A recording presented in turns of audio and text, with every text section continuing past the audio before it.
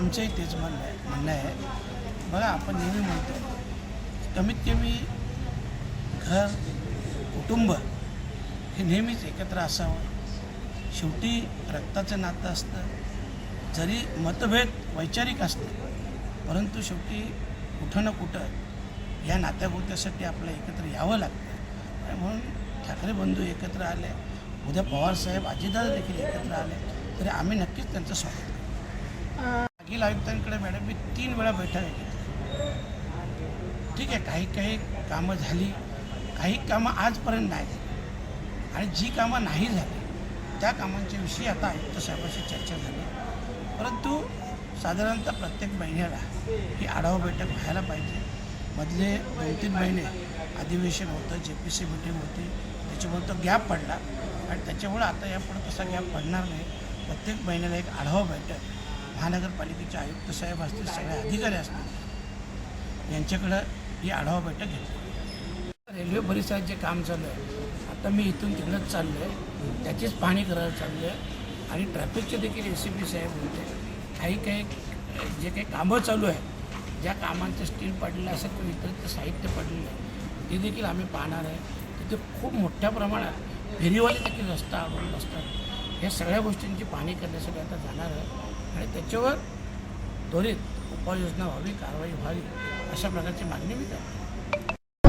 नाही, आमचंही तेच म्हणणं आहे की बघा, आपण नेहमी म्हणतो कमीत कमी घर कुटुंब हे नेहमीच एकत्र असावं. शेवटी रक्ताचं नातं असतं. जरी मतभेद वैचारिक असतील, परंतु शेवटी कुठं ना कुठं या नात्यागोत्यासाठी आपल्याला एकत्र यावं लागतं.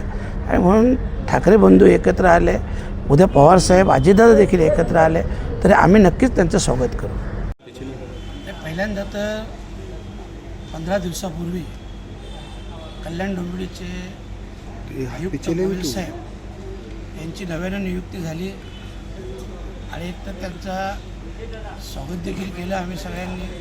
आणि खास करून कल्याण शहरातील अनेक वर्षाचे जे प्रलंबित विषय आहेत, रस्त्याचे विषय असतील, पाण्याचा प्रश्न असेल, दफनभूमीचा विषय असेल, इतर सगळे काही विषय किंवा नदीमध्ये होत असलेलं घाणीचं साम्राज्य असेल, बस सेवा असेल, अशा अनेक विषयावर, घनकचऱ्याचा विषय असेल, अशा अनेक विषयांची चर्चा करण्यासाठी आणि त्यातून योग्य ते मार्ग काढण्यासाठी आणि ते काम लवकरात लवकर मार्गी लागावं या विषयासाठी आज माननीय आयुक्त साहेबांची सर्वपक्षीय शिष्टमंडळ घेऊन भेट झाली.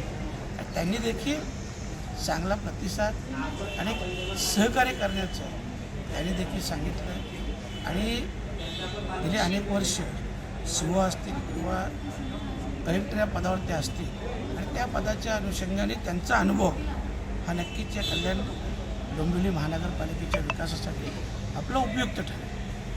आणि मेट्रो 12 संदर्भात देखील बैठक झाली. मेट्रो 5चे जे काम आहे, जे धामणकर नाक्यापर्यंत आलेले आहे, म्हणजे साधारणतः कापूरवाडीपासून, तर त्याच्यानंतर ते काम थांबलेलं आहे. आणि म्हणून त्या कामास देखील लवकरात लवकर मला वाटतं ते अंडरग्राऊंड करतात. त्याच्यामुळे तिथून ते साधारणतः दुर्गाडीपर्यंत ते अंडरग्राऊंड केलं जाईल आणि त्या कामाची महिन्याभरात मान्यता मिळू अशा प्रकारच्या मेट्रोच्या अधिकाऱ्यांनी आम्हाला आश्वासित केलं.